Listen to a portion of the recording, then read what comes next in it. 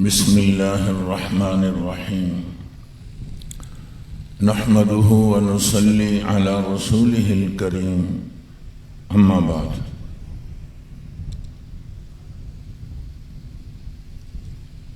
گزشتہ نشست میں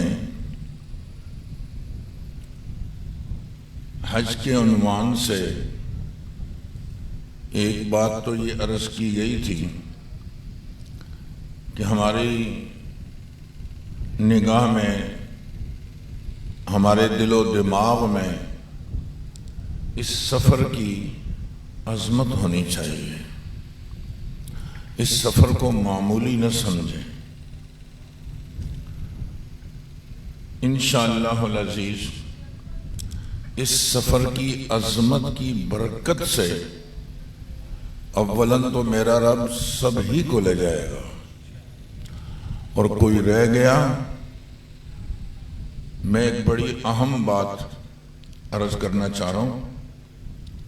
ایک شخص حج کر کے آیا، بس یہ بات مجھے آگے کہیں ڈالنی تھی لیکن ابتدا میں ہی آ گئی، آپ کی توجہ چاہتا ہوں۔ ایک شخص حج کر کے آیا، ایک بزرگ سے ملاقات ہوئی۔ بزرگ نے پوچھا کہاں سے آئے ہو؟ جی میں حج کر کے آیا ہوں۔ حج کر کے؟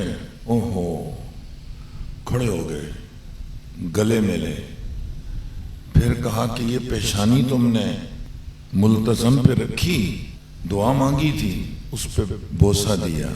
یہ رخسار تم نے ملتزم پہ لگائے، پھر پیشانی پہ بوسہ دیا۔ پھر کہا کہ تم بیت اللہ کا طواف ان قدموں سے کیا، تو قدموں پہ بوسہ دے دیا۔ بڑھتا چلا گیا ایک ایک چیز کو، حتیٰ کہ جب اس نے یہ کہا کہ تم نے ان ہاتھوں سے رمی کی، ان ہاتھوں پہ بوسہ دیا، تو اس حاجی نے کہا اللہ کے بندے، میں نے 14 حج کیے ہیں۔ کتنے؟ 14 حج کیے ہیں، تو یہ میرے 14 حجوں کا ثواب تو لے لے، اور یہ جو تجھے حرمین شریفین کے ساتھ محبت ہے یہ مجھے دے دے، کہ اتنی محبت تجھے حج نہ کر کے میسر ہے، مجھے کر کے بھی نہیں، دل چاہتا ہے کہ یہ 14 حج تو لے لے، اور یہ جو تیری محبت ہے حرمین شریفین کے ساتھ یہ مجھے دے دے۔ کبھی کبھی نہ جانے والے جانے والوں سے بھی آگے بڑھ جاتے ہیں، اس عقیدت، محبت، عظمت کی وجہ سے جو ان کے دلوں میں ہوتی ہے۔ آپ نے کیا فرمایا سفر میں؟ جن لوگوں نے روزہ نہیں رکھا آج وہ روزے داروں سے بھی آگے چلے گئے، کہ انہوں نے خدمت اتنی کی ان روزے داروں کی، اللہ نے ان کو اجر دیا۔ میں اپنے رب کی شان کریمی پر اعتماد کر کے اس بات کو بہت وثوق سے عرض کر رہا ہوں کہ ان حالیہ مسائل کی وجہ سے اللہ نہ کرے یہ خبر ہم سنیں اور دیکھیں کہ کوئی رہ ہی گیا، ہم اپنے رب سے بہت پر امید ہیں، بہت پر امید ہیں، اور بہت پر امید ہیں کہ جس نے لبیک کہا ہے ابراہیم علیہ السلام کی ندا کے جواب میں، انشاءاللہ وہ ضرور اس مقدس سرزمین کی زیارت کرے گا۔ لیکن اگر کوئی رہ جاتا ہے تو وہ یہ نہ سمجھے کہ میں محروم ہو گیا، میری قسمت ہی ایسی ہے، رب نے مجھے دھتکار دیا اور میں راندہ درگاہ قرار دیا گیا۔ میں عرض کر رہا ہوں اپنے رب کی شان کریمی اور جو ہمارے اساتذہ نے ہم پر محنت کی اس کی روشنی میں عرض کر رہا ہوں کہ انشاءاللہ اللہ اس کو حج کا ثواب ادھر بیٹھے ہوئے دے گا۔ یہ کوئی مجرم نہیں ہے، کوئی اس کی طرف میلی نگاہ سے اس طرح نہ دیکھے کہ یہ تو راندہ درگاہ، نو نو نو، توبہ توبہ۔ کسی نے یہ سوچا جانے والا خطرے میں ہوگا، نہ جانے والا نہیں۔ میرا رب انشاءاللہ اس بنیاد پر اس پہ حج فرض تھا، لیکن ان مسائل اور رکاوٹوں کی وجہ سے نہیں جا سکا، اس کی کوئی پکڑ نہیں ہے۔ اور اگر یہ درمیان میں اللہ کو پیارا ہو جاتا ہے انشاءاللہ قیامت میں یہ حاجیوں میں شامل ہوگا۔ اس لیے میں نے یہ بات کیوں کہی کہ کچھ منفی باتیں بھی چل رہی ہیں۔ ٹھیک ہے، ہم اپنی کمزوری کا اپنے رب کے سامنے اعتراف کرتے ہیں. ہمیں اپنے جرائم کا اعتراف ہی کرنا چاہیے اور ہمیں رجوع اللہ، جیسے ہمارے بھائی انس صاحب نے بہت خوبصورت بات کہی کہ اگر ہم اس مصیبت میں رجوع اللہ اختیار کر رہے ہیں، سمجھو یہ آزمائش ہمارے لیے نعمت سے کم نہیں، اور اگر ہمارے رجوع اللہ میں فرق ہے تو یہ آزمائش نہیں، یہ قہر خداوندی ہوگا. رجوع اللہ تو ضروری ہے، یہ تو ہمیں کرنا چاہیے، لیکن کوئی دوسرا اس کو الگ غلط رنگ دے یہ غلط ہوگا. نہ آپ مایوس ہوں اپنے رب کی رحمت سے، اور نہ ہی کوئی اور آدمی اس طرح کی آوازیں کسے. اپنے رب سے پر امید رہیے، دعاؤں کا اہتمام کیجئے.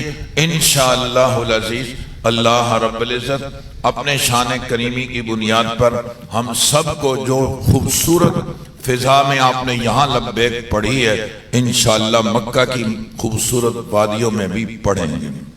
کہو لبیک اللہم لبیک لبیک لا شریک لک لبیک ان الحمد والنعمت لک والملک لا شریک لک. اس مختصر تمہیدی بات کے بعد گزشتہ نشست میں یہ بات بھی عرض کی گئی تھی کہ ہم نے اس حج کے سفر کو گناہوں سے محفوظ رکھنا ہے. بس یہی ہمارا کمال ہوگا کہ ہم نے اس سفر کو گناہوں سے بچا لیا. اور آپ صلی اللہ علیہ وسلم کی ایک دعا ہے، ضرور یاد کیجئے، ہمیشہ پڑھیے. ہر مسلمان کے لیے اس کا پڑھنا جو مفید ہے، اس کے لیے حاجی ہونا ضروری نہیں. آپ صلی اللہ علیہ وسلم کی دعا ہے، اللہم ارحمنی بترک المعاصی ابدا ما ابقیتنی. اللہ جب تک زندہ رہوں تو مجھ پر یہ رحم فرما کہ میں گناہوں سے بچ جاؤں. اللہم ارحمنی بترک المعاصی ابدا ما ابقیتنی.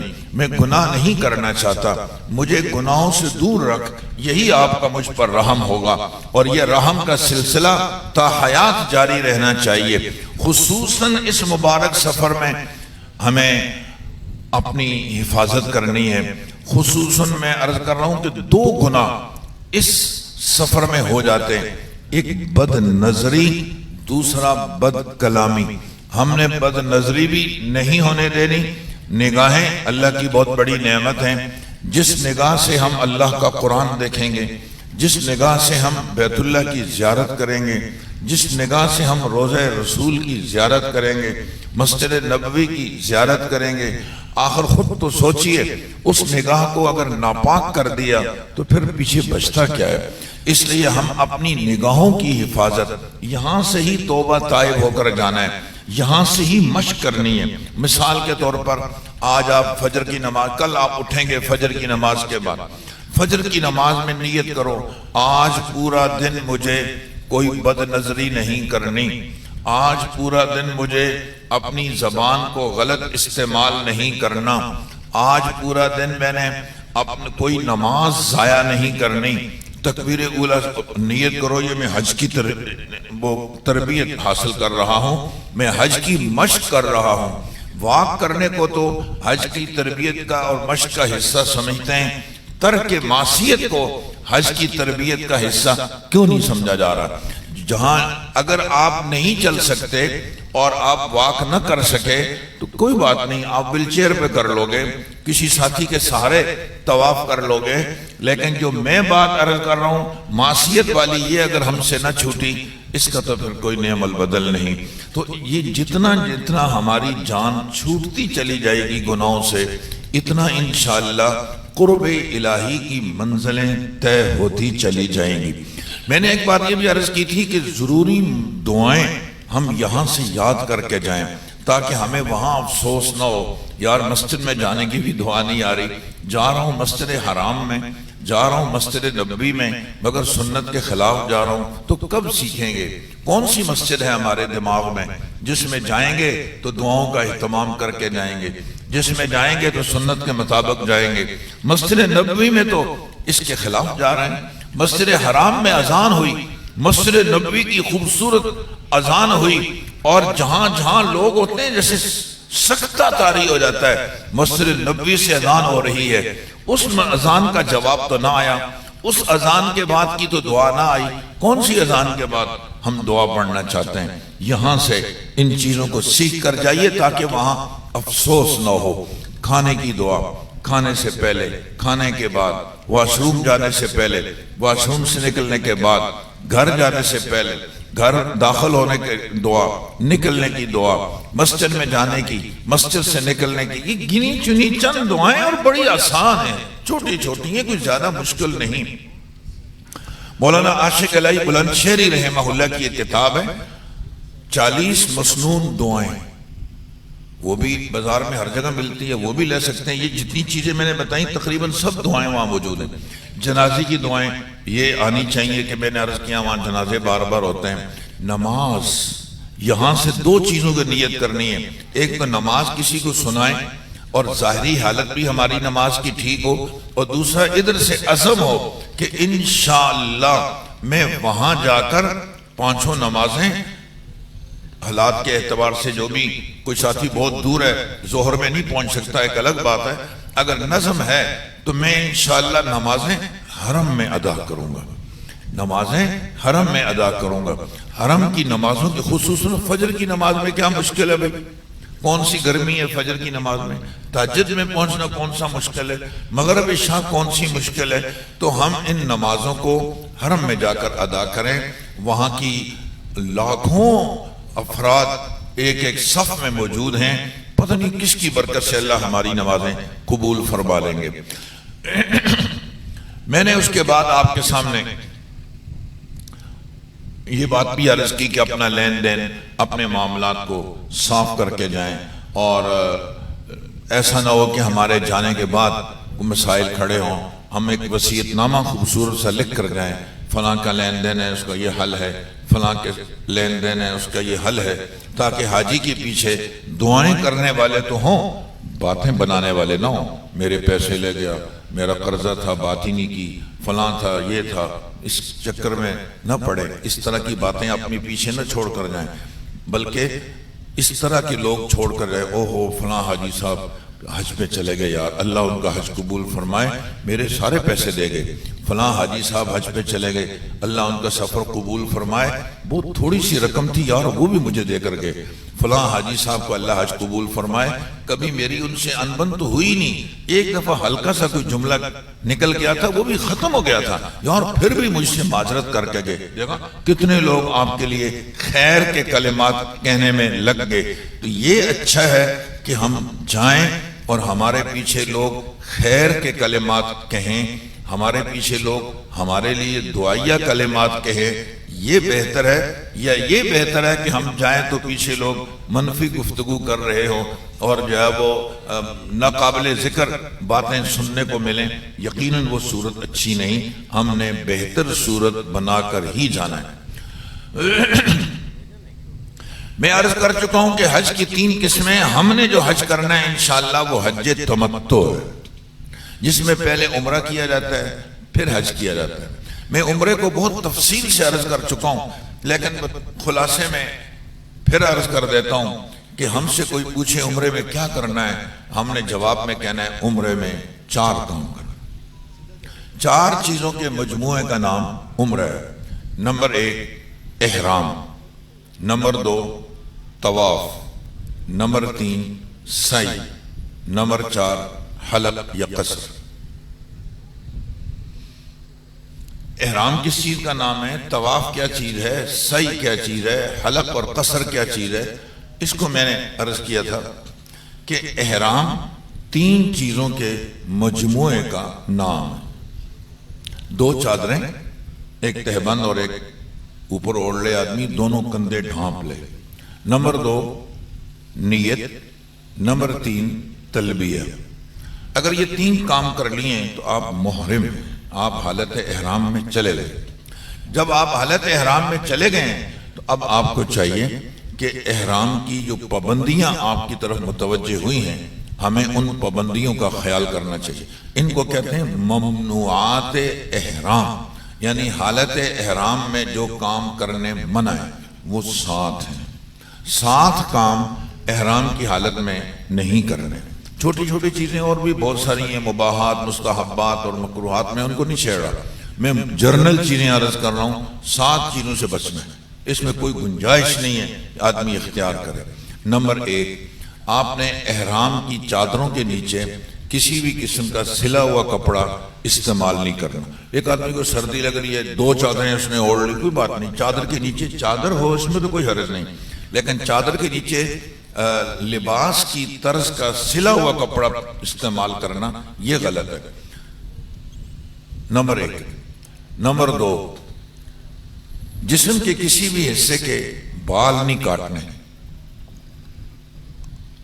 زائد بال بھی جو صاف کیے جاتے ہیں وہ احرام میں جانے سے پہلے کیے جائیں گے، احرام کی پابندیوں میں آنے کے بعد اب نہیں۔ نمبر 3، آپ ہاتھ یا پاؤں کے ناخن نہیں کاٹیں گے۔ یہ جو میں نے پہلی بات بتلائی کہ لباس یعنی احرام کی چادر کے نیچے سلا ہوا کپڑا نہیں پہننا، ظاہر ہے یہ مردوں کے لیے۔ عورتوں کا احرام ان کے اپنے کپڑے ہیں، وہ نیچے سلا ہوا کوئی بھی کپڑا ہے ہی، جب ان کا احرام ہی یہی ہے، ان کو الگ سے کوئی احرام نہیں ہے تو وہ تو پہن سکتی ہیں۔ اس میں مرد عورت میں فرق ہو گیا، مرد کے لیے ہے کہ وہ سلا ہوا کپڑا نہیں پہنے گا، عورت کے لیے نہیں۔ نمبر 2، جسم کے کسی حصے کے بال نہیں کاٹنے، مرد عورت میں مشترک ہے یہ۔ نمبر 3، ہاتھ اور پاؤں کے ناخن نہیں کاٹنے، اس میں بھی مرد اور عورت مشترک ہیں، دونوں کا ایک ہی حکم ہے۔ نمبر 4، مردوں کے لیے سر اور چہرے پر یہ حصہ اس کو چھپانا نہیں ہے، یہاں کپڑا نہ لگے، سر پر بھی نہ لگے، چہرے پر بھی نہ لگے، جبکہ عورت کے چہرے پر کپڑا تو نہیں لگنا چاہیے مگر پردے کا اہتمام ہونا چاہیے۔ نمبر 5، مردوں کے لیے بند جوتی جس میں پاؤں کی ابری ہوئی ہڈی چھپ جائے استعمال کرنا جائز نہیں ہے، وہ ہوائی چپل استعمال کریں جس میں ان کی ابری ہوئی ہڈی کھلی رہے، جبکہ عورتوں کے لیے یہ پابندی نہیں ہے، عورتیں بند جوتا استعمال کر سکتی ہیں۔ کتنے ہو گئے؟ 6۔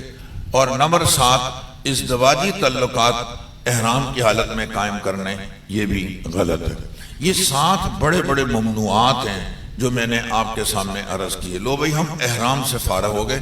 احرام 3 چیزوں کے مجموعے کا نام ہے، اور اس کے بعد میں نے یہ بھی عرض کیا کہ ان 7 چیزوں سے ہم نے بچنا ہے۔ اب جب آپ احرام کی پابندی میں آ گئے، اب پڑھیں کیا؟ اب آپ کا سب سے زیادہ پسندیدہ ذکر جو اللہ کو پسند ہے وہ ہے تلبیہ۔ حدیث میں آتا ہے یہ تلبیہ یعنی لبیک، لبیک کو کیا بولتے ہیں؟ تلبیہ۔ یہ تلبیہ اتنا پڑھو، اتنا پڑھو، اتنا پڑھو، لوگ کہیں یہ پاگل ہے، اور آپ جواب میں کہو ہاں میں اللہ کی محبت میں پاگل ہوں۔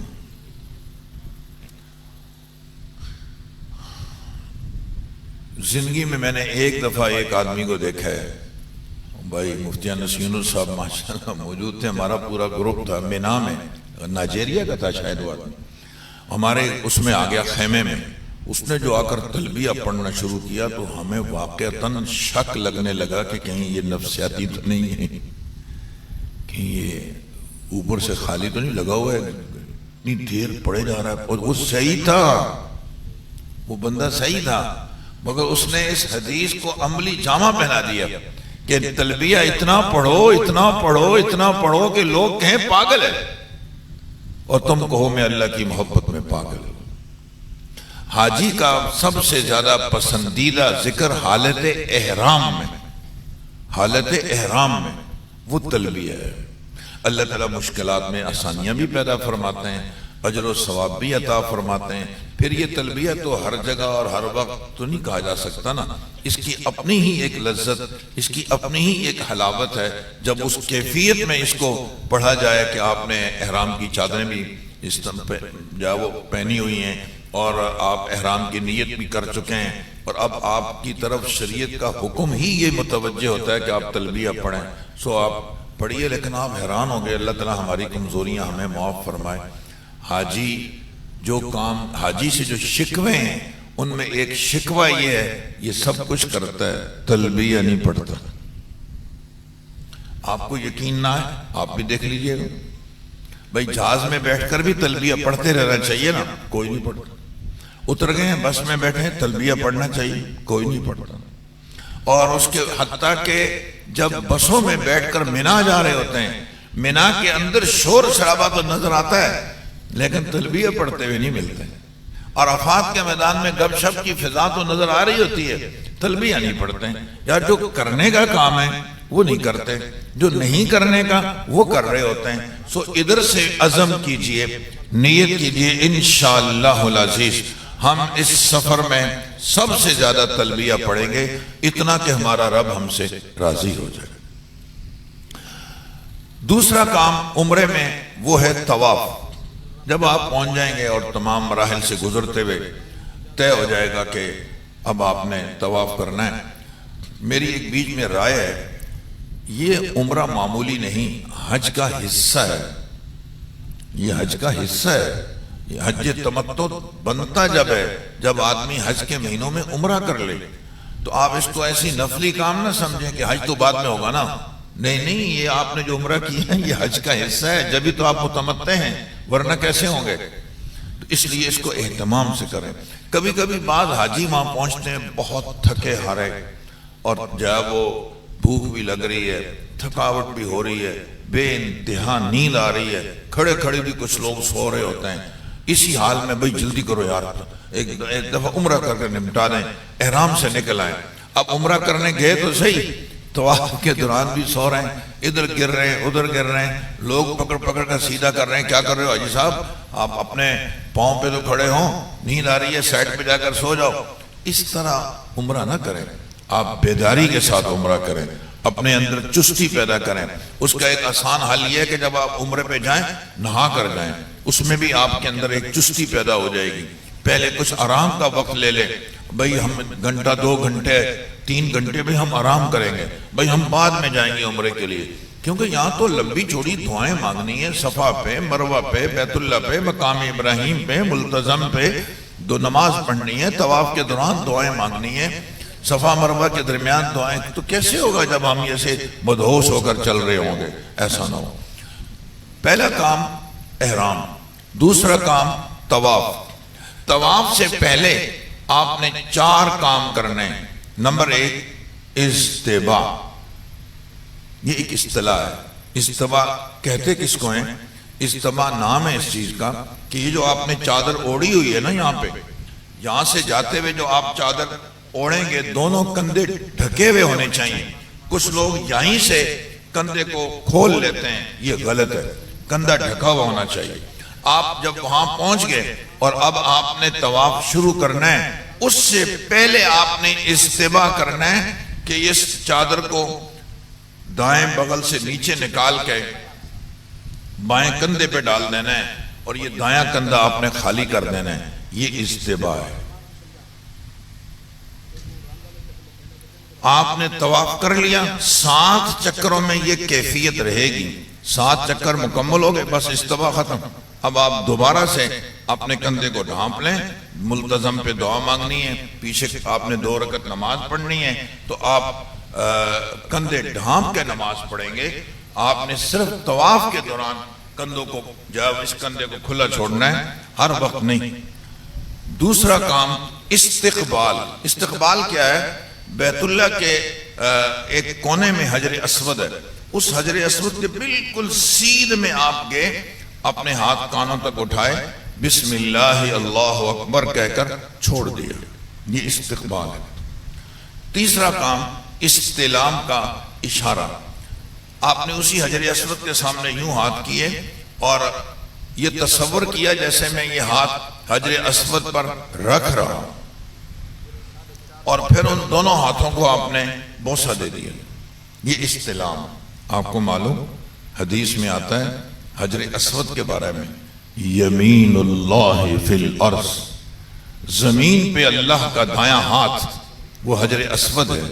حجر اسود پر استلام کرنے والا یوں سمجھے جیسے میں نے اللہ میاں سے مصافحہ کر لیا. کسی بزرگ سے مصافحہ کرتے ہوئے کیسا لگتا ہے؟ اور اللہ کہہ رہے ہیں کہ تم نے حجر اسود پہ استلام کر لیا, دور سے کیے, ایسا سمجھو جیسے تم نے اللہ پاک سے مصافحہ کر لیا، کیونکہ زمین پہ اللہ کا دایاں ہاتھ حجر اسود ہے۔ حدیث میں ہے قیامت میں حجر اسود کی 2 آنکھیں ہوں گی، پہچانے گا یہ لوگ میرے پاس آئے تھے، انہوں نے بوسہ دیا، استلام کیے۔ اس کا مطلب یہ نہیں کہ آپ دھکا شائی کر کے اپنی جان کو خطرے میں ڈال کر بوسہ دینے کے اس میں چکر میں پڑ جائیں اور پھر وہاں کسی بڑی آزمائش کا شکار ہو جائیں۔ آپ استلام بھی جو دور سے کریں گے انشاءاللہ یہ اجر اس پر بھی ملے گا۔ لو بھئی 4 کام کرنے تھے، اجتباء، استقبال، استلام کا اشارہ، اور چوتھی چیز ہے نیت کہ میں عمرے کا طواف کر رہا ہوں۔ طواف کے دوران 3 چکروں میں رمل کرنا ہے، پہلوانوں کی طرح چلنا ہے، اگر جگہ مل جائے۔ عورتیں نہیں چلیں گی، وہ اپنی چال چلیں گی۔ اس کے بعد دوران طواف تیسرا کلمہ پڑھیں، مڑ کے سینے کو موڑ کر بیت اللہ کی طرف متوجہ نہ ہو، ایسا چلیں جیسے مجھ سے کوئی چیز کھو گئی ہے اور میں نیچے دیکھتا ہوا چلا جا رہا ہوں۔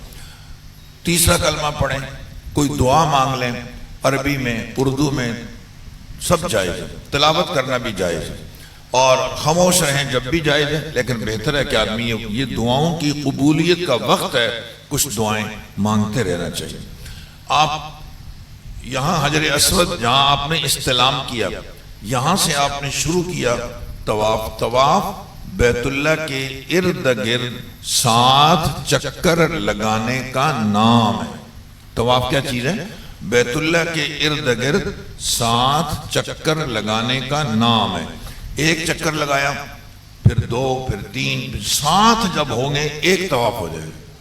ہر چکر 1 طواف نہیں، 7 چکر لگائیں گے تو 1 طواف ہو جائے گا۔ اب گھوم کے دوبارہ آپ یہیں آگئے، پیچھے رکن یمانی ہے، وہاں سے ربنا آتنا فی الدنیا حسنہ وفی الآخرۃ حسنہ وقنا عذاب النار یہ پڑھنا چاہیے۔ اور پھر آپ اس کے بعد جب یہاں آ جائیں دوبارہ حجر اسود پر صرف استلام کر لیں، بسم اللہ اللہ اکبر، بوسہ دے دیں اور آگے چل پڑیں۔ پورا چکر لگا لیا، پھر یہیں آگے، یہاں سے پھر تیسرا، پھر چوتھا، پھر 5واں، میں نے عرض کیا 7 چکر جب ہو جائیں 8 استلام ہو جائیں گے، لو بھئی آپ کا طواف پورا ہو گیا۔ طواف کے بعد آپ نے 3 کام کرنے ہیں۔ ملتزم پہ دعا مانگنی ہے، اگر آسانی سے ممکن ہو، پیچھے کھڑے ہوں، آگے نہ جائیں۔ آگے ملتزم پہ خوشبو بھی لگی ہوتی ہے، حالت احرام میں وہاں جانا صحیح نہیں ہوگا۔ اگر دعا مانگنے کا بھی موقع نہیں ہے، بے انتہا رش ہے، چھوڑ دیں آپ، یہ واجب اور ضروری نہیں۔ 2 رکعت نماز، دوسرا کام، کہیں بھی جگہ مل جائے مقام ابراہیم پہ بہتر ہے، ورنہ کہیں بھی پڑھ لے، یہ ضروری ہے۔ پہلی رکعت میں اچھی بات ہے سورہ کافرون، اور دوسری میں قل هو اللہ احد پڑھ لیں۔ اس کے بعد آپ دعا مانگیں۔ تیسرا کام زمزم پینا، زمزم پی بھی سکتے ہیں، چہرے پہ ڈالیں، سینے پہ ڈالیں، سر پہ ڈالیں، سب جائز ہے۔ استنجا کرنا زمزم سے جائز نہیں ہے، اور مجبوری ہو تو وضو کرنے کی گنجائش ہے، اچھی بات ہے کہ آپ وضو میں بھی اس کو استعمال نہ کریں، بلکہ اس کو صرف چہرے پہ ڈالیں، پئیں۔ یہ پینے کے لیے ہے، یہ اصل میں وہاں جہاں جہاں زمزم ہے وہاں انہوں نے لکھ کر لگایا ہوا ہے کہ ماء زمزم للشرب فقط، یہ صرف پینے کے لیے ہے۔ ہمیں اس میں وہاں جا کر زمزم ہی پینا چاہیے، وہاں جا کر کولڈ ڈرنک خریدنا، وہاں جا کر لسی کے چکر میں رہنا، وہاں جا کر سادہ پانی ہوٹلوں سے لے کے کمرے میں جمع کرنا بڑی عجیب بات ہے۔ وہاں کوشش کی جائے کہ کمرے میں بھی زمزم استعمال ہو، اور مسجد میں جائیں تو زمزم پئیں، جتنا پی سکتے ہیں اتنا وافر مقدار میں زمزم پینے کی اور کوئی جگہ دنیا میں نہیں ہے جتنا کہ ہم وہاں پی سکتے ہیں۔ مگر عجیب المیہ ہے کہ زمزم حاجی نہیں پیتا، کولڈ ڈرنک کے پیچھے، جوسوں کے پیچھے رہتے ہیں۔ زمزم استعمال کیجئے، برکت والی چیز ہے۔ پہلے 20 لیٹر حاجی کو دیے جاتے تھے، پھر نہ قدری بڑھتی گئی، 10 لیٹر دیے جانے لگے، پھر نہ قدری بڑھتی گئی، اب 5 لیٹر پہ آ گئے ہیں۔ اور مجھے کسی نے کہا اب وہ سوچ رہے ہیں کہ 1 ہی لیٹر دے دیں، پینا تو اس نے ہے نہیں۔ تو یہ ہم جو وہاں نہیں پیتے نا، اس کی ناقدری سمجھتا ہوں کہ ہماری ناقدری کی وجہ سے ہم پیچھے چلے آئے ہیں۔ خیر کوئی ایسی بات نہیں ہے، جتنا بھی آپ کو مل جائے زمزم، لیکن وہاں تو مل رہا ہے نا، وہاں پر تو پیو نا، جہاں وافر مقدار میں ہے، جہاں کوئی پابندی نہیں ہے۔ بندہ زمزم ایمان کے بقدر پیتا ہے۔ ہمارے نبی پاک صلی اللہ علیہ وسلم کے مبارک ہاتھ میں گلاس تھا پانی کا زمزم، آپ نے کچھ پیا، بقیہ بچا ہوا پانی ہمیشہ کسی نہ کسی کو دے دیا کرتے تھے، آج آپ نے کسی کو نہیں دیا۔ آپ صلی اللہ علیہ وسلم آگے بڑھے، صحابہ نے راستہ چھوڑ دیا، آگے بڑھتے چلے گئے، کہاں جا رہے ہیں؟ آپ زمزم کے کنویں پر پہنچ گئے، وہ جو بقیہ پانی بچا ہوا تھا نا، آپ نے اس کنویں میں ڈال دیا اور ارشاد فرمایا اب قیامت تک میرا جو امتی زمزم پیے گا اسے جہاں زمزم کی برکات ملیں گی وہاں میرے بچے ہوئے پانی کو استعمال کرنے کی بھی برکات ملیں گی۔ سو زمزم پینے والا صرف زمزم نہیں، کوئی بزرگ پانی پی کر بقیہ ہمیں دے دے، کیسے دل چاہتا ہے یار حضرت نے مجھے پانی دے دیا، حضرت نے چیز کھا کے آدھی مجھے دے دی۔ یار سارے نبیوں کے سردار، امام المعصومین، امام الانبیاء، سارے اولیاء کے سرتاج رسول اللہ صلی اللہ علیہ وسلم کا بچا ہوا پانی کتنی برکتوں والا ہوگا۔ اور کیا خوبصورت جملہ فرما دیا کہ صرف یہ آدھا گلاس تمہیں دے دیتا تو تمہیں پیتے نا، اب ہم نے ڈال دیا اس کو کنویں میں، اور کنویں میں سے پانی نکل رہا ہے دڑا دڑ، قیامت تک انشاءاللہ آتا ہی رہے گا، جو پیتا جائے گا اسے یہ دونوں چیزوں کی برکتیں ملتی رہیں گی۔ اسی جذبے سے پیجئے، آپ پانی لے کر بیت اللہ پر نگاہ جمائیے اور آپ زمزم پئیں۔ ایک حاجی مجھے کہنے لگا میں بہت مہنگے پیکج میں آیا ہوں، وہ کسی اور گروپ میں تھا، میں نے کہا آپ نے زمزم پیا کہ ہاں الحمدللہ، میں نے کہا ایک ہاتھ میں گلاس نگاہیں بیت اللہ پر لگا کر یہ زمزم کی بار پی سکتے ہو؟ کہنے نہیں۔ میں نے کہا اگر کوئی ہم سے یہ کہتا کہ 10 لاکھ روپیہ دو زمزم اس طرح پلا دوں گا تو ہمیں جب بھی یہ سودا سستا نظر آتا، یہاں پر تو آپ کو اور بھی بہت کچھ مل گیا، صرف ان پیسوں میں صرف زمزم اس کیفیت میں پینا نصیب ہو جائے اس کو بھی معمولی نہ سمجھیں۔ بات ہو رہی تھی طواف سے پہلے 4 کام کرنے ہیں، طواف کے بعد 3 کام کرنے ہیں، اب تیسرا کام عمرے کا وہ ہے سعی۔ سعی کس چیز کا نام ہے؟ صفا اور مروہ کے درمیان میں جو چلتے ہیں نا اس کو سعی بولتے ہیں، بس اس کا نام سعی ہے۔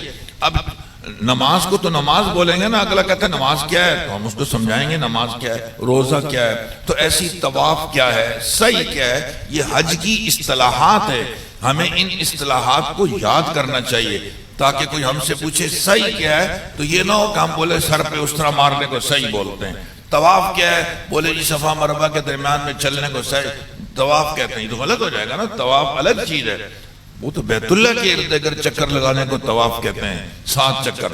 اور سعی کیا ہے؟ صفا مروہ کے درمیان میں چلنے کو سعی کہتے ہیں۔ آپ سعی کے لیے پہلا کام 9واں استلام، آپ حجر اسود کے سامنے جائیے اور استلام کر کے آپ جو ہے وہ صفا پہ چلے جائیں، یہ استلام سعی کا حصہ ہے، طواف کا نہیں۔ دوسرا کام آپ سعی میں جا کر صفا پر دعا مانگ لیں۔ تیسرا کام آپ نیت کر لیں کہ میں عمرے کے سعی کر رہا ہوں اور دعا مانگ لیجئے، کیونکہ صفا بھی دعاؤں کی قبولیت کی جگہ ہے۔ یہاں سے آپ نے اب سعی شروع کی صفا سے، تو یوں چلتے چلتے چلتے جو ہی آپ پہنچیں گے مروہ پر، لو بھئی آپ کا یہ ایک چکر پورا ہو گیا۔ درمیان میں جو سبز بتیاں وہاں قدر تیز چلیں، رب اغفر ورحم وتجاوز عما تعلم انک انت الاعز الاکرم، یہ دعا پڑھنی چاہیے۔ ہمارے حضرت مولانا مفتی عبدالروف سکھروی صاحب دامت برکاتہم العالیہ نے ایک تجربے کی بات یہ ارشاد فرمائی کہ اس حصے میں اگر کوئی آدمی اپنی اولاد نرینہ کے لیے دعا مانگے گا انشاءاللہ اللہ تعالیٰ اس کی دعا کو قبول فرمائیں گے۔ تو یہ دعا بھی مانگی جا سکتی ہے، کوئی حدیث میں تو یہ چیز نہیں، بزرگوں کے اپنے تجربات ہیں، حضرت نے اس تجربے کے تحت یہ بات ارشاد فرمائی۔ لو بھئی صفا سے مروہ ایک چکر ہو گیا، وہاں سے پھر یہاں 2 چکر ہو گئے، پھر یہاں سے وہاں 3 ہو جائیں گے، گھومتے گھومتے 7واں چکر مروہ پہ پورا ہو جائے گا۔ یہ آپ کے 7 چکر پورے ہو گئے، آپ کی سعی بھی گویا پوری ہو گئی۔ سعی کے دوران چوتھا کلمہ پڑھے، لا الہ الا اللہ وحدہ لا شریک لہ لہ الملک و لہ الحمد بیدہ الخیر وہو علی کل شیء قدیر۔ آپ اور بھی کوئی دعا مانگنا چاہیں تو دعاؤں کی قبولیت کی جگہ آپ دعا مانگ سکتے ہیں، اور اس دوران تلاوت بھی کر سکتے ہیں۔ مناجات مقبول کتاب ہے وہ بھی پڑھ سکتے ہیں، اور اس دوران وہ بھی دعاؤں کی کتاب ہے، اس دوران آپ درود شریف پڑھ سکتے ہیں، اس دوران آپ بالکل خاموش رہیں، کوئی ہمت نہیں ہو رہی، جب بھی صحیح ہے صحیح ہو جائے گی۔ جو درمیان میں دوڑنے کی جگہ ہے وہ مردوں نے دوڑنا ہے، عورتوں نے نہیں۔ عمرے کا چوتھا کام وہ ہے حلق یا قصر۔ مردوں کو حلق ہی کرنا چاہیے۔ رسول اللہ صلی اللہ علیہ وسلم کی دعا ہے رحم اللہ المحلقین، اللہ حلق کرنے والوں پر رحم فرمائے۔ تو اس سے اچھی بات کیا ہے، ہم نبی کی دعا حاصل کر لیں گے۔ کسی نے نہیں کروایا حلق اور اس نے بال چھوٹے کروا لیے، قصر، تو قصر خود ہم سے اتنا اچھا نہیں ہوتا۔ حلاق کے پاس، نائی کے پاس جائیں، اس سے کہیں مجھے قصر کرنا ہے، تو وہ اپنی ترتیب پر آپ کو قصر کر کے دے گا۔ جائز وہ بھی ہے لیکن فضیلت اس حلق کی زیادہ ہے۔ عورتیں جو ہیں وہ قصر کریں گی، اپنے بالوں کے 3 حصے بنا لیں، ہر حصے کے آخر میں انگلی کے پوروے کے مطابق بال جو ہے وہ کاٹ دیے جائیں۔ خود بھی کاٹ سکتی ہیں، دوسری عورت بھی کاٹ سکتی ہے، محرم مرد بھی کاٹ سکتا ہے، کمرے میں جا کر یہ کام کیا جائے۔ میں نے اپنے سارے کام کر لیے ہیں، میرے ساتھی نے بھی سارے کام کر لیے ہیں، ہم ایک دوسرے کا بھی حلق کر سکتے ہیں۔ لو بھئی عمرہ مکمل ہو گیا۔ عمرے میں آپ نے 4 کام کیے، احرام، طواف، سعی، حلق یا قصر۔ احرام کتنی چیزوں کے مجموعے کا نام ہے؟ 3 7 ممنوعات احرام بتائے جن سے بچنا ضروری ہے۔ اس کے بعد طواف سے پہلے 4 کام، طواف کے بعد 3 کام، اس کے بعد سعی سے پہلے 4 کام، دوران سعی دعاؤں کا اہتمام اور وغیرہ، اور صفا مروہ پہ دعاؤں کا اہتمام، آخر میں حلق۔ یہ اس کی تفصیل ہے۔ عمرے کے بعد جتنے دن آپ وہاں رہیں تو کوشش کرنی چاہیے آدمی بیت اللہ کا طواف کرے۔ وہاں پر حج سے پہلے کی سب سے افضل ترین عبادت بیت اللہ کا طواف ہے۔ یہ ایک ایسی عبادت ہے جو دنیا میں کہیں نہیں ہو سکتی۔ آپ نماز یہاں بھی پڑھ سکتے ہیں اور پڑھ ہی رہے، صرف اتنی بات ہے کہ وہاں کا اجر و ثواب یقیناً زیادہ ہے، یہاں کا تو اتنا نہیں ہے، لیکن یہ کہ آپ نماز یہاں اس کا نعم البدل ہے ہمارے پاس۔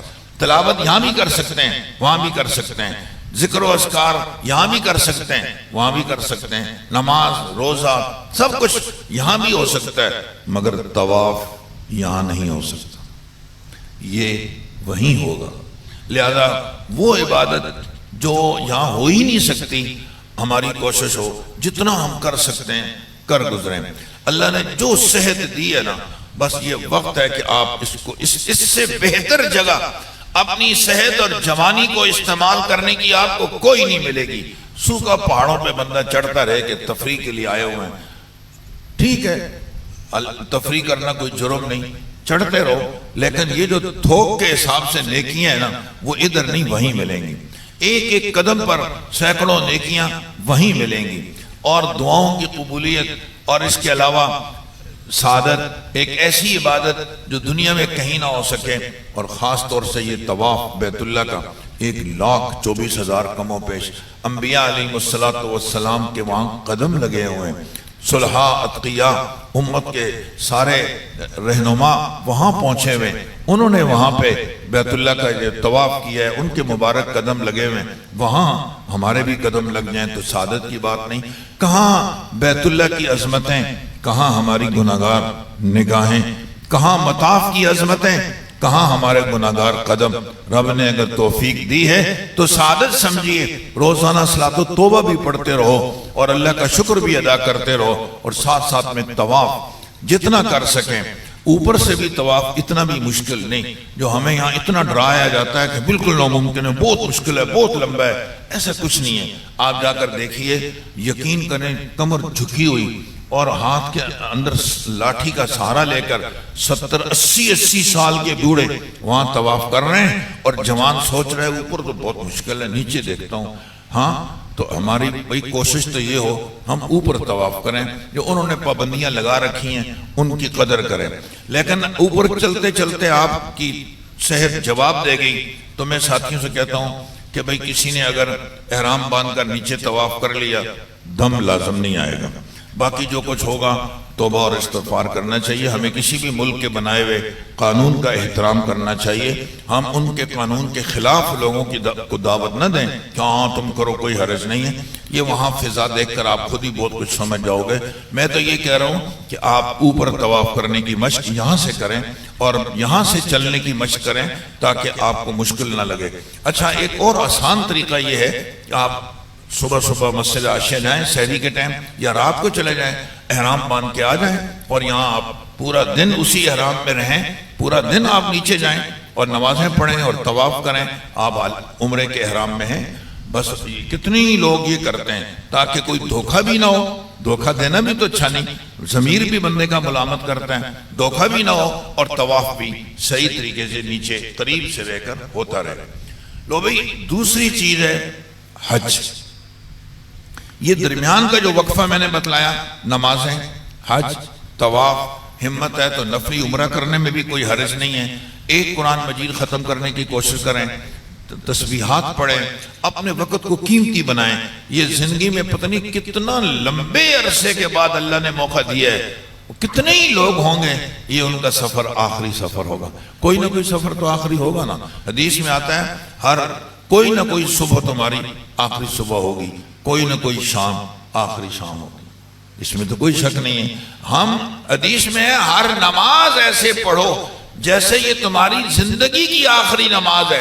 نماز روزانہ 5 دفعہ پڑھتے ہیں, اس کو تو یوں پڑھنا ہے جیسے یہ زندگی کی آخری نماز ہے. اور حج تو ویسے بھی جو ہے وہ سال میں 1 دفعہ کرنا ہوتا ہے, تو اس کو تو بطریقہ اولا ہم نے اس طرح کرنا ہے گویا یہ زندگی کا آخری حج ہے. کیا معلوم پھر ملے یا نہ ملے, تو کتنے اچھے انداز سے آپ کریں گے. ہمارے حضرت والا بڑی خوبصورت بات ارشاد فرمایا کرتے ہیں, 1 من سونا, 1 من چاندی, 1 من مٹی, وزن میں سب برابر ہے. وہ بھی 1 من ہے, یہ بھی 1 من ہے, یہ بھی 1 من ہے, لیکن قیمت اپنی اپنی. 1 من سونے کی قیمت الگ ہے, 1 من چاندی کی قیمت الگ ہے, اور 1 من مٹی کی قیمت الگ ہے. جو عرفات میں چلا گیا وہ حاجی ہے, وہ حاجی بن جائے گا, لیکن ہر آدمی کے حج کی قیمت الگ الگ ہے. کسی کا حج ماشاءاللہ سونے کے بھاؤ جا رہا ہوگا, کسی کا چاندی کے بھاؤ, کسی کا مٹی کے بھاؤ. اب یہ ہم نے سونے کے بھاؤ بنانا ہے, اس کے لیے محنت اور کوشش ہم نے خود سے کرنی. بس یہ عمرہ میں نے اس لیے دوبارہ اتنی تفصیل سے عرض کر دیا کہ اس سفر میں عمرے کی اہمیت اس لیے زیادہ ہے کہ ہم نے یہاں سے احرام باندھ کر عمرہ ہی کرنا ہے جا کر, اور یہ درمیان میں کوئی ایسی تربیتی نشست نہیں ہو سکتی. آپ عمرے کو بار بار سیکھیے. احرام باندھنے کا طریقہ بار بار آنا چاہیے تاکہ آپ جلدی احرام باندھ سکیں. اب آپ ایئرپورٹ پر واش روم میں چلے گئے, احرام کھول کے آپ نے اب قضائے حاجت سے فارغ ہوئے, اگلا بار سے دستک دے رہا ہے جلدی کر بھائی مجھے بھی واش روم میں جانا ہے, اور ادھر آپ سے احرام ہی نہیں باندھا جا رہا کہ ٹھہر بھائی پہلے احرام تو باندھو. 1 دفعہ باندھا پھر باندھا. اب بتاؤ کتنی سخت مشکل میں آپ بھی پھنس گئے, بارے والا بندہ بھی پھنس گیا. اچھا نہیں تھا کہ یہاں سے اچھی طریقے سے مشق کر کے جاتے ہیں کہ جلدی جلدی سے ہم احرام باندھ کے باہر آ سکیں. حج انشاءاللہ ثم انشاءاللہ زندگی نے وفا کی, رب نے آسانیاں پیدا فرمائی. حج کی نشستیں وہاں ہوتی ہیں الحمدللہ ہمارے اس گروپ میں, اور حج انشاءاللہ آپ کو اتنا خوبصورت یاد ہوگا کہ جیسے سورہ فاتحہ یاد ہوتی ہے. ہمارا ہر حاجی نہ صرف یہ کہ حاجی ہوتا ہے, وہ ایک بہترین رہنما بھی ہوتا ہے, وہ دوسرے کو بھی گائیڈ کر سکتا ہے. تو مگر پھر بھی ہمیں حج کی کتابیں عمرے کی پڑھتے رہنا چاہیے. بہت ساری چیزیں یہاں چھوٹ جاتی ہیں, سب کا احاطہ نہیں ہو سکتا. اب میں جلدی جلدی سے حج کی چیزیں بتا کے بات ختم کر رہا ہوں. حج کو بیان کرنے کے 2 طریقے ہیں. نمبر 1, حج میں 3 چیزیں فرض ہیں اور 7 واجبات ہیں. 10 چیزوں کا نام حج. 10 کام کر لیے آپ حاجی ہو گئے. 10 چیزوں میں 3 فرائض ہیں. فرض کا حکم یہ ہے کہ یہ چھوٹ گیا آپ کا حج ہوا ہی. واجب کا حکم یہ ہے کہ اگر وہ کہیں غلطی سے چھوٹ جاتا ہے یا جان بوجھ کر بھی آپ نے چھوڑ دیا تو اس کا ازالہ ہو سکتا ہے, دم دینا پڑے گا, 1 بکرا ذبح کر کے اس کا گوشت مستحقین میں تقسیم کرنا ہوگا, خود کھانے کی اجازت نہیں ہے. 3 فرائض میں پہلا فرض احرام. احرام کی ساری باتیں جو میں نے عمرہ میں بتائی ہیں یہاں بھی ہیں. نمبر 2، اچھا یہ جو احرام ہے یہ آپ نے اپنی رہائش گاہ سے باندھنا ہے. یہ والا احرام تو میقات سے پہلے باندھا آپ نے یا میقات پہ باندھا نا، لیکن جو حج کا احرام ہوگا اپنی رہائش گاہ سے باندھنا ہے. یہی آسان طریقہ ہے بس. نمبر 2، دوسرا کام فرض وہ ہے وقوف عرفہ. حدیث میں ہے الحج العرفہ، حج نام ہی وقوف عرفہ کا. خیر الدعا دعا العرفہ، بہترین دعا وہ ہے جو عرفات کے میدان میں مانگی جائے. اللہ ہم سب کو نصیب فرمائے. اس کی لذت ہی الگ ہے، اس کی حلاوت ہی الگ ہے. غور کیجئے، کوئی بات تو ہے. اللہ نے ہمیں بیت اللہ سے نکالا، حرم حدود حرم سے بھی نکال دیا. عرفات حدود حرم میں نہیں ہے، حدود حرم سے باہر ہے.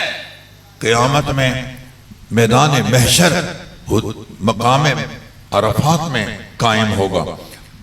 اور یہ جو جبل رحمت ہے، اللہ تعالیٰ کی تجلیات کا ظہور جبل رحمت پر ہوگا. اس لیے مقام عرفہ، میدان عرفات کو معمولی نہ سمجھا جائے. عرفات میں جانا ہی بہت بڑی سعادت کی بات ہے. کسی کونے کھانچے کتنے لوگ وہاں پہنچ جاتے ہیں، بس میں بیٹھ کر عرفات جا رہے ہیں، بس پورا دن پھرتی رہی، عرفات کا راستہ ہی نہیں ملا، یہاں تک کہ واپس آ گئی. حکومت نے یہ تعاون کیا کہ آئندہ سال بغیر قرعہ اندازی کے تمہیں حج کروا دیں گے، اور تو کچھ کر نہیں سکتے ہو، کیا بولیں گے؟ توبہ اللہ توبہ. آخری دم تک اللہ سے مانگتے رہو. یہاں سے جا کے بھی خطرات ہیں. آپ حیران ہوں گے، میاں بیوی 2 یہاں سے گئے حج کرنے کے لیے، بیرون ملک کے تھے، حج کرنے کے لیے آئے. اب اعلان ہو گیا بھی مینا چلو. نیچے اترے، ٹیکسی پکڑی. اتنے میں مرد کو یاد آیا کہ میری کوئی چیز رہ گئی اوپر کمرے میں لے کے آتا ہوں. پولیس والے وہاں زیادہ دیر کھڑا نہیں ہونے دیتے، اس لیے اوقات کا بہت خیال کرنا ہوتا ہے وہاں پہ. پیچھے پولیس نے شور مچایا، چلو. وہ ٹیکسی والا لے کر اس عورت کو مینا چلا گیا. اور مرد نیچے جب آیا تو بیوی تھی نہیں، وہ تو چلی گئی. اس کو بہت غصہ آیا کہ مجھے لے کر کیوں نہیں گئی، کیوں چلی گئی. یہ واپس کمرے میں بیٹھ گئے، جاؤ میں نہیں آتا ہوں. یہ کمرے میں بیٹھا رہا، وہ مینا چلی گئی. لو بھئی یہ بیٹھے بیٹھے دوسرا دن بھی ایسی گزار دیا، وہ مینا سے عرفات چلی گئی. کرتے کرتے کرتے واپس مینا آ گئی. اس کا غصہ کچھ قابو میں آیا کہ تلاش تو کروں بیوی کہاں گئی. پتہ کر کے پہنچا مینا. وہاں خیموں میں ڈھونڈتے ایک خیمے والوں نے کہا وہ ایک عورت کا شوہر رہ گیا تھا مکہ میں، آپ ہو؟ اس سے کہا میں وہی ہوں. انہوں نے کہا وہ عورت ہمارے ساتھ ہے. وہ مینا آئی، عرفات گئی، مزدلفہ آئی. آج وہ رمی کرنے گئی ہوئی ہے یا طواف زیارت کرنے گئی ہوئی ہے، وہ خیریت سے ہیں. بس اللہ نے اس عورت کو حج کروانا تھا، یہ مرد جانے کے باوجود محروم رہ گیا. توبہ اللہ توبہ. اس لیے آخری دم تک اللہ سے دعائیں مانگتے رہو، عافیت کی مانگتے رہو، بڑھتے رہو، مانگتے رہو، بڑھتے رہو. یہاں یہ راستہ بہت خطرناک ہے. کہیں چھوٹی سی بھی بے ادبی حائل ہو گئی تو کچھ بھی ہو سکتا ہے. کہیں غلطی ہو جائے تو معافی مانگنے میں دیر نہ کرو. انسان ہے، کمزور ہے، غلطیاں ہو جاتی ہیں. جلدی سے اپنے ساتھی سے بات ختم کر دو. کمرے میں بھی اونچ نیچ ہو سکتی ہے، جلدی سے اس کی تلافی کر لو. ایک دوسرے کی خدمت کرو. حج مبرور نام ہی تو ان چیزوں کا ہے. لین الکلام، لب و لہجہ بہت خوبصورت، بہت نرم ہونا چاہیے. اطعام و طعام، کھانے کھلاؤ. کمرے میں اللہ نے آپ کو توفیق دی ہے، چیزوں سے بھر دو. ساتھی کھائیں بھائی، سب کو اجازت ہے. بھائی آج جائے وہ خدمت والوں سے کہو میری طرف سے فلاں ڈش ڈال دو. اللہ نے موقع دیا ہے. جو کھائیں گے وہ عام لوگ تھوڑی ہیں. حدیث میں ہے نیک لوگ تمہارا کھانا کھائیں. آج ہی سے بڑا نیک وہاں تمہیں کون ملے گا. لوگ ریڑیوں پہ کھڑے ہو جاتے ہیں اور فروٹ اٹھا کر تقسیم کر رہے ہوتے ہیں، کھجوریں تقسیم کر رہے ہوتے ہیں. خدمت الحجاج شرف لنا، یہ وہاں کے دفتروں میں انہوں نے لکھ کے جگہ جگہ لگایا ہوتا ہے. یہ ہمارے لیے بھی شرف ہے، انہی کے لیے نہیں. وہ پہلے بیٹھ جائے سیٹ پہ، میں بعد میں بیٹھوں گا. یہ بھی حاجی کی خدمت ہے. میں کھانے کے لیے میں بیٹھ گیا ہوں پہلے، حاجی صاحب ابھی آ رہے ہیں، آپ بزرگ آدمی ہیں، تو کیا ہوگا میں تھوڑا سا میں لیٹ کھا لوں گا نا، میں اٹھ جاؤں. حاجی صاحب نہیں، آپ بیٹھیں. آپ کو کھانا لانے میں دقت ہو رہی، میں ہوں نا، میں لا کر دوں گا. میں آپ کو پانی بھی لا کر. آپ یقین جانیے یہ جو آپ نے 2 منٹ کی قربانی دے دی، حاجی کا دل جیت لیا، اس کی دعاؤں میں آپ چلے گئے. آپ نے معمولی آدمی کی خدمت نہیں کی، اللہ کے مہمان کی خدمت کی ہے۔ آپ کے کمرے میں ایک حاجی بیمار ہو گیا، ایسا لگے جیسے میں بیمار ہو گیا، جیسے پورا کمرہ بیمار ہو گیا، جلدی اٹھاؤ اس کو ڈاکٹر کے پاس لے جاؤ، دوائی دلواؤ۔ وہ حاجی بے سہارا نہ رہے، وہ لاوارث شمار نہ ہو۔ لوگ گروپوں میں جاتے ہی اس لیے ہیں، یہ یکجا ہیں، ہم سب ایک فیملی ممبر ہیں، ایک کمرے کے ساتھی ہیں۔ ہماری خوشی مشترک، ہمارا غم مشترک ہونا چاہیے۔ ہمارے کسی ساتھی کا طواف زیارت رہ گیا ابھی تک، اوہو جا ہی نہیں سکا، میں لے جاؤں گا نا، میں ہوں نا آپ کے ساتھ، فلاں کام آپ نے نہیں کیا، آپ کیوں پریشان ہیں، میں ہوں نا آپ کے ساتھ۔ نوجوانوں کے لیے میدان کھلا ہے، کچھ لوگ جائیں گے، ایک حج کر کے آ جائیں گے واپس اپنا، اور کچھ خوش نصیب ہوں گے جو جائیں گے پتہ نہیں کتنوں کا حج اپنے کھاتے میں ڈال دیں گے۔ اس حاجی کے ساتھ بھی ہمدردی، اس کے ساتھ بھی محبت۔ حاجی کو دوائی چاہیے، میڈیکل سٹور سے جا نہیں سکتا، میں حج پرچی لاؤ، میں لا کر دیتا ہوں آپ کو۔ آپ زمزم پینا ہے آپ نے، آپ بیٹھو، میں لا کر دے دیتا ہوں۔ کھانا نہیں کھایا، میں لے جاتا ہوں کھانا۔ یہی تو خدمتیں ہیں، وہاں کون سا آپ نے اٹھا کر کندھے پہ اس کو گھومنا ہے۔ یہ چھوٹی چھوٹی خدمتیں۔ حدیث میں آتا ہے لا تحقرن من المعروف شیئا، چھوٹی نیکی کو بھی چھوٹا نہ سمجھو۔ کبھی چھوٹی نیکی تمہاری نجات کا ذریعہ بن سکتی ہے، کبھی کسی گناہ کو بھی چھوٹا نہ سمجھو، وہ تمہاری ہلاکت کے لیے کافی ہو سکتا ہے۔ یہ موقع ہے ہم حاجیوں کو ایک دوسرے سے محبت سے پیش آئیں، خدمت کریں، محبتیں تقسیم کریں۔ یہ سفر سب کچھ بھول جاتا ہے، یہ سفر کبھی نہیں بھولتا۔ زندگی میں جہاں ملاقات ہوتی ہے تو آدمی یہ نہیں کہتا یہ میرے ساتھ تھا جہاز میں اسلام آباد ہم اکٹھے گئے، یہ میرے ساتھ تھا لاہور ہم اکٹھے گئے، کوئی نہیں پوچھتا۔ لوگ اپنے ساتھ بیٹھنے والے کا نام بھی نہیں جانتے، لیکن یہ فخر سے کہتے ہیں میں نے ان کے ساتھ حج کیا ہے، یہ ہمارے حج کے سفر کے ساتھی ہیں۔ ایک دوسرے کے نام معلوم کرو، بھائی تمہارا نام کیا ہے، اس سے محبت بڑھتی ہے، نام سے پکارو۔ ہمارے صرف میرے کمرے میں وہ نہیں ہونا چاہیے، بس میں میرے کمرے میں یہی دو کہ میں نے دو سے ہی تعارف کیا ہوا ہے۔ اگر میرے کمرے سے چلے گئے کوئی اور آ گیا جیسے قیامت برپا ہو گئی، او بھائی وہ بھی حاجی ہے، اگر میرے کمرے میں آ گیا تو مجھے کیوں اعتراض ہے، وہ مسلمان نہیں کیا، مجھے اس سے بھی محبت ہونی چاہیے۔ کوئی بھی میرے کمرے میں آ جائے، کوئی بھی میری بس میں بیٹھ جائے، کوئی بھی میرے خیمے میں آ جائے، میرا بھائی ہے، حاجی ہے، میرے گروپ میں ہے، میری محبتیں اس سے بڑھنی چاہیے، برابر ہونی چاہیے۔ بات دوسری طرف چلے گئی، میں عرض کر رہا تھا حج کے اندر جو کام کرنے ہیں وہ 3 فرائض: احرام، نمبر 2 وقوف عرفہ، عرفات کے میدان میں آپ نے زوال سے لے کر مغروب تک رہنا ہے، دعاؤں میں لگ جانا ہے اور حج کو وصول کرنا ہے۔ یہی وقت ہے بہترین دعائیں مانگنے کا۔ نمبر 3 طواف زیارت۔ طواف زیارت کا وقت شروع ہوتا ہے 10 ذی الحجہ کی صبح صادق سے لے کر 12 ذی الحجہ کی مغرب تک۔ اگر دیر ہو گئی تو مرد پر دم آئے گا، شرعی عذر کی وجہ سے عورتوں سے دیر ہو گئی کوئی بات نہیں، بعد میں کر لیں، بغیر عذر کے بہرحال مرد کے لیے عذر کوئی عذر نہیں ہے، 3 دن دیے ہوئے اس کے اندر اس کو طواف کر لینا چاہیے۔ عورت کا شرعی عذر ہے اور وہ اس عذر کی حالت میں اپنے ایام میں طواف نہیں کر سکتی، جب پاک ہو جائے طواف کر لے، اس پر کوئی دم نہیں آئے گا۔ طواف زیارت حج کا رکن اعظم ہے، اور حدیث میں آتا ہے جب بندہ طواف زیارت کرنے جاتا ہے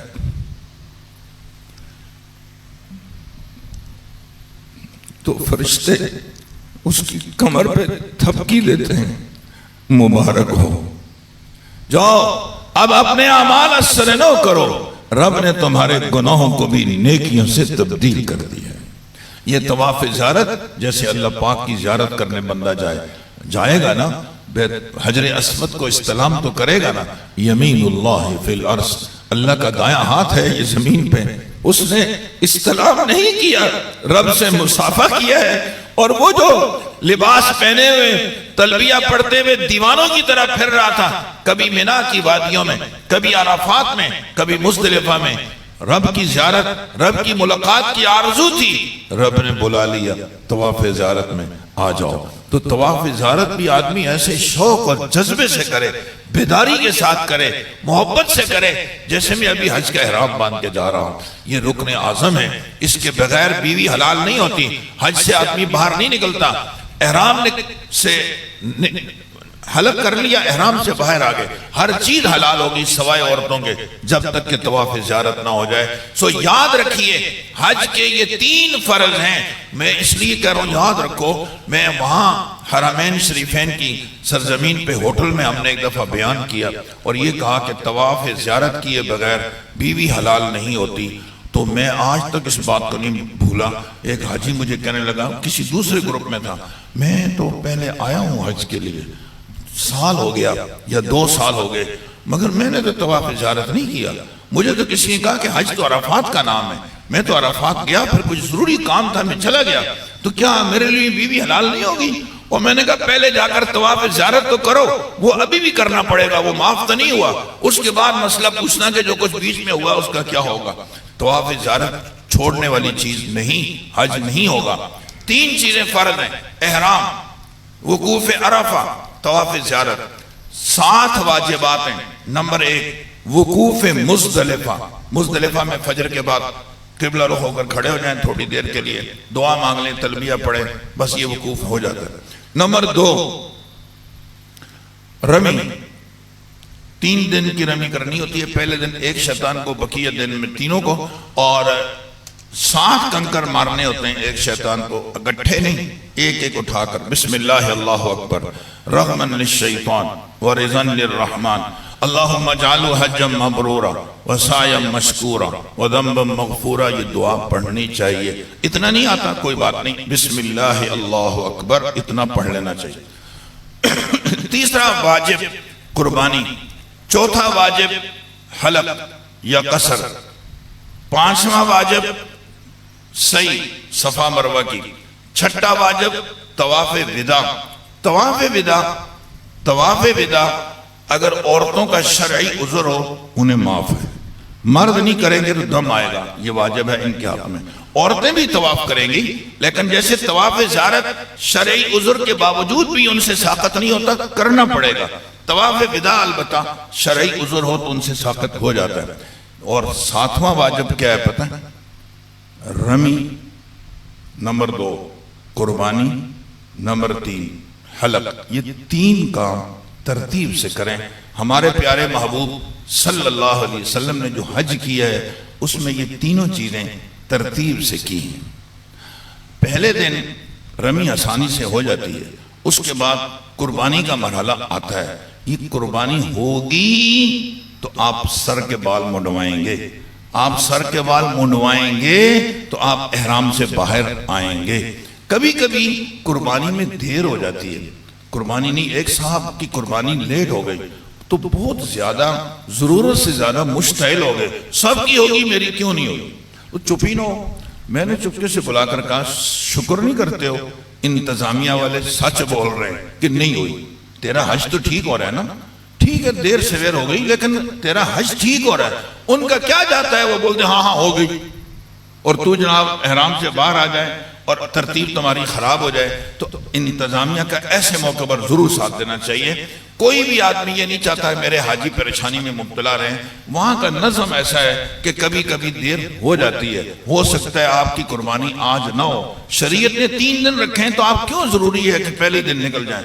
آپ احرام بدل لو، دوسرا احرام پہن لو، جاؤ طواف زیارت کر لو۔ حالت احرام میں طواف زیارت کرنا کوئی غلط تھوڑی ہے، کر لو، اتنا ہوگا، تھوڑا سا ایک دن زیادہ ہے احرام میں رہ لوگے۔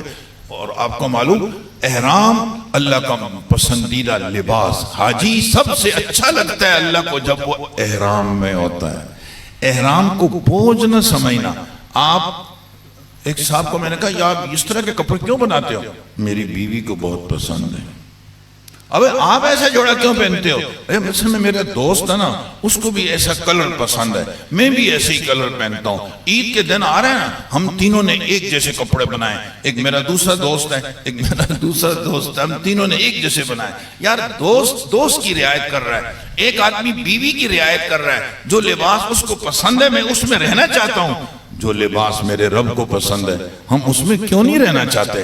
تو احرام میں انسان جب آ جاتا ہے وہ رب کی نگاہوں میں پسندیدہ بن جاتا ہے۔ ہم جب تک احرام میں ہیں تو رب کی پسندیدہ نگاہوں میں ہم آئے ہوئے ہیں، اس کو معمولی نہ سمجھیں، اس کو بوجھ نہ سمجھیں۔ اچھا آپ کا احرام میلا کچیلا ہے کوئی بات نہیں، اللہ کو حاجی میلا کچیلا بھی بہت پسند ہے، سبحان اللہ۔ جب میرے رب جس کے لیے احرام باندھا ہے اس کو اعتراض نہیں ہے تو ہمیں کیوں تکلیف ہے؟ تھوڑا صبر کر لو۔ قوت برداشت جس میں ہے حج کی لذت وہی محسوس کرے گا۔ تو میں نے عرض کیا کہ 3 کام جو ترتیب سے کرنے کے ہیں، پہلا کام رمی، دوسرا قربانی، اگر قربانی میں دیر ہو جائے تو احرام نہیں اترے گا، حلق نہیں ہوگا، صبر کیجئے، تحمل سے کام لیجئے، کوئی بات نہیں، ہو جائے گا، آج نہیں تو کل ہو جائے گا، کل نہیں تو پرسوں ہو جائے گا، 3 دنوں میں تو نمٹانا ہی ہوتا ہے۔ لیکن ہمارے ہاں بہت دیر ہو جائے، کبھی اکا دکا لوگ رہ جاتے ہیں، دوسرے دن ہو جاتا ہے، مگر آپ اس وقت میں اپنی قوت برداشت ختم کر کے اپنے بقیہ اعمال کو متاثر نہ ہونے دے، اپنے مال کی حفاظت، یہ کمال کی بات ہے۔ نیکیاں کرنا آسان، ان کی حفاظت مشکل ہے۔ دشمن وہیں جاتا ہے چور جہاں پر اس کو مال نظر آتا ہے، شیطان بھی وہیں حملے کرتا ہے جہاں نیکیاں نظر آتی ہیں، اور عرفات کی نیکیاں، مزدلفہ کی، طواف کی، صفا مروہ کی، اور اتنا کچھ جمع ہو گیا، وہ کہیں نہ کہیں ڈھنگ مار رہا ہوتا ہے۔ ہم نے ہوشیار رہنا ہے، چور کو نقب نہیں لگانے دینا۔ یہ 3 کام ہم نے ترتیب سے کرنا ہے۔ لو حج کے 10 چیزیں پوری ہو گئیں، 3 فرض، 7 واجبات۔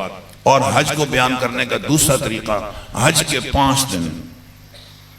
پہلا دن 8 ذی الحجہ، 7 کوئی لوگ لے جاتے ہیں، ورنہ 8 ذی الحجہ ہے اصل دن۔ 8 ذی الحجہ کو کیا کرنا ہے؟ اپنی رہائش گاہ سے احرام باندھو گے، مینا چلے جاؤ۔ مینا میں جا کر مچھلی بازار نہیں بنانا، شور نہیں، یہ آپ کے حج کا پہلا دن ہے۔ جانے کے ساتھ ہی اللہ تیرا شکر تو نے ہمیں یہاں پہنچا دیا، آہوں اور سسکیوں کے ساتھ ہم مینا کا وقت گزاریں، دعائیں مانگیں، تسبیحات، تلبیہ پڑھیں، تلاوت کریں، دعا مانگیں، کچھ بھی نہیں کرنے کو دل چاہ رہا، لیٹ جاؤ، باہر نکل جاؤ، کسی سے الجھو نہیں، شور شرابہ نہیں کرو، بد کلامی، بد نظری دونوں سے بچنا ہے۔ اور یہاں پر حج کا پہلا دن گزر گیا۔ دوسرا دن عرفات، فجر کے بعد تکبیرات تشریق پڑھنی ہے، اس کے بعد زوال کے بعد سے عرفہ کا وقت شروع ہو جائے گا، اور جو ہی وہ وقت شروع ہو جائے جیسے کرفیو لگ جائے، اب ہم کسی کو نہیں پہچانتے، اب ہم نے صرف اپنے رب سے مانگنا ہے، رب سے لو لگانی ہے۔ تسبیحات جو بتائی جائیں وہاں ان کو پڑھیں، تلاوت کریں، دعا مانگیں۔ 5.5 گھنٹے کھڑے ہو کر ہمارے نبی صلی اللہ علیہ وسلم نے دعائیں مانگی ہیں، ہم بھی ان کا اہتمام کریں۔ ظہر کی نماز اپنے خیمے میں ہم ظہر میں پڑھیں گے، عصر کی عصر میں پڑھیں گے، اور یہی بہتر رہتا ہے۔ وہاں دائیں بائیں اور کوئی ترتیب ذہن میں سوچنے میں مشکلات ہوتی ہیں، اپنے آپ کو مشکل میں نہ ڈالیں، نہ اپنے ساتھ جانے والوں کو مشکل میں ڈالیں۔ یہ وقت قیمتی، عصر کے بعد کا وقت اور قیمتی ہے۔ اگر آپ بسوں پر بھی بیٹھ جائیں تو بسوں میں بیٹھ کر بھی آپ دعاؤں میں لگ جائیں، بشرطے کہ بس عرفات کے میدان کے اندر ہونی چاہیے۔ مغرب سے پہلے آپ اگر عرفات سے نکل گئے تو دم لازم آئے گا، اگر واپس نہ آئے، واپس آگے تو کوئی بات نہیں۔ تو یہ دوسرا دن آپ کا عرفات میں ہے۔ تیسرا دن 9 اور 10 کی درمیانی شب آپ عرفات سے نکل کر مزدلفہ پہنچ جائیں گے۔ راستے میں مغرب نہیں پڑھنی، مزدلفہ میں جا کر پڑھنی ہے۔ پہلے اذان ہوگی، اس کے بعد مغرب کی نماز، ایک اذان ایک اقامت کے ساتھ مغرب اور عشاء، پہلے مغرب پھر عشاء، بیچ میں صرف تلبیہ اور کچھ نہیں۔ مغرب کی نماز پڑھ کے عشاء شروع ہو جائے گی، عشاء سے فارغ ہو گئے، اب مغرب کی سنتیں، پھر عشاء کی سنتیں، پھر عشاء کے بہتر، بس نماز ہو گئی۔ اب آپ اپنی سہولت دیکھ لیجئے، کچھ وقت آرام کا مل رہا ہے آرام کر لیں، تہجد میں پھر اٹھ جائیں، کنکر وغیرہ جمع کر لیں، کل جو رمی کرنی ہے آپ نے۔ مزدلفہ کی رات کو بھی معمولی نہ سمجھیں، جو دعائیں عرفات میں قبول نہیں ہوئی میرے رب نے مزدلفہ میں قبول کی۔ وقت نہیں میں اس میں تفصیل میں جاؤں، بس اتنا کافی ہے کہ یہ رات درمیان میں مزدلفہ میں گزرے گی۔ حج کا تیسرا دن 10 ذی الحجہ، یہ حج کا تیسرا دن ہے۔ حاجی سب سے زیادہ مصروف یہ تیسرے دن ہوتا ہے۔ حاجی کے اوپر عید الاضحیٰ کی نماز شماز کوئی نہیں ہے، یہ مصروف اتنا ہے کہ اس کے بعد ٹائم ہی نہیں ہے۔ 10 ذی الحجہ کو جو عید کا دن ہے، آپ نے سب سے پہلے وقوف مزدلفہ کرنا ہے، ایک۔ نمبر 2، مینا جا کر آپ نے، مزدلفہ سے مینا جانا بھی کوئی آسان نہیں، مینا جا کر آپ نے دوسرا کام کرنا ہے رمی، تیسرا کام قربانی، چوتھا کام حلق، پانچواں کام طواف زیارت۔ آج نہ ہو تو اس کی گنجائش بعد میں بھی ہے، مگر 5 کام عموماً 10 ذی الحجہ کو کیے جاتے ہیں۔ لو بھئی حج کا چوتھا دن 11 ذی الحجہ 11 ذی الحجہ کو آپ نے صرف ایک ہی کام کرنا ہے، تینوں جمرات پہ رمی کرنی ہے۔ پہلے پہ رمی کر کے دعا، دوسرے پر بھی دعا، تیسرے پہ رمی کرنی ہے، دعا کوئی نہیں مانگی، لمبی دعا ہونی چاہیے قدرے، اور سائڈ پہ کھڑا ہونا چاہیے، رمی کر کے دعا مانگنی چاہیے۔ یہ بھی دعاؤں کی قبولیت کی جگہ ہے۔ اور حج کا 5واں دن، لو آج بھی کوئی کام نہیں ہے سوائے ایک کے، تینوں جمرات پہ رمی۔ لیکن مینا میں آپ جو کچھ لوگ کیا فائدہ ہے یہاں رکنے کا، چلتے ہیں وہاں عزیزیہ چلتے ہیں، وہاں سے اگر رمی کر لیں گے، یہاں مینا میں رکنے کا کیا فائدہ؟ او بھائی مینا میں رکنے کا فائدہ ہے، مینا میں حکم ہے رکو، وہاں بیٹھ جاؤ، تسبیحات پڑھو، فائدہ ہے۔ ٹھیک ہے آپ نہیں رکے دم نہیں آئے گا، لیکن یہ کہ آپ صلی اللہ علیہ وسلم نے طواف زیارت کے بعد سیدھے مینا آئے ہیں، یہ دن آپ نے مینا میں گزارے ہیں۔ جتنا ہمارے بس میں بھی ہو ہم مینا میں وقت دیں، اور جو ہے وہ مینا کی گھڑیوں کو اپنے لیے سعادت سمجھیں، دعاؤں میں لگ جائیں، اور رمی جتنی ہوگی یہ سب جمرات مینا میں ہیں، مینا میں ہی ہم نے یہ رمی کرنی ہے۔ لو بھئی حج کے 5 دن پورے ہو گئے، آپ مغرب سے پہلے یا رات کے بھی کسی حصے میں آپ آگئے، عزیزیہ چھوڑ دیا مینا، ٹھیک ہے، آپ نے فجر وہیں کر دی، چھٹے دن کی فجر وہیں ہو گئی۔ اب آپ کو چاہیے کہ چھٹے دن یعنی چوتھے دن کی بھی رمی کر کے آئیں۔ 10 ذی الحجہ کی رمی کی آپ نے، 11 کی کی، 12 کی کی، اب آپ 13 ذی الحجہ کی بھی رمی کر کے آئیں۔ ہاں زوال سے پہلے کی گنجائش ہے، بہتر یہی ہے کہ زوال کے بعد کی جائے۔ جب آپ حج سے واپس آئیں، ماشاءاللہ جی مبارک ہو، حج کیسا رہا؟ مت پوچھو یار، توبہ توبہ، یہاں سے گئے بس میں ہی بیٹھے رہے، ایسی خراب ہو گیا، پسینے میں ڈوب گئے، ہوٹل میں پہنچے کمرہ ہی نہیں ملا، طواف کر کے واپس آئے، پھر بھی کہا بیٹھ جاؤ، بہت دیر کے بعد کمرہ ملا، لڑائی جھگڑا، ایک دوسرے کے گریبان چاک کیے، پھر اس کے بعد بس مت پوچھیں، پھر وہاں جب عرفات گئے تو یہ سب رش اور مزدلفہ میں دم گھٹنے لگا، بس یہ ہو گیا۔ اگلے نے کہا شکر ہے میں گیا ہی نہیں۔ تو آپ نے کیسا حج کیا کہ واپس آ کر داستان بیان کی سفر کی، تو اگلے کو حج سے دور کر دیا، بیت اللہ سے متنفر کر دیا۔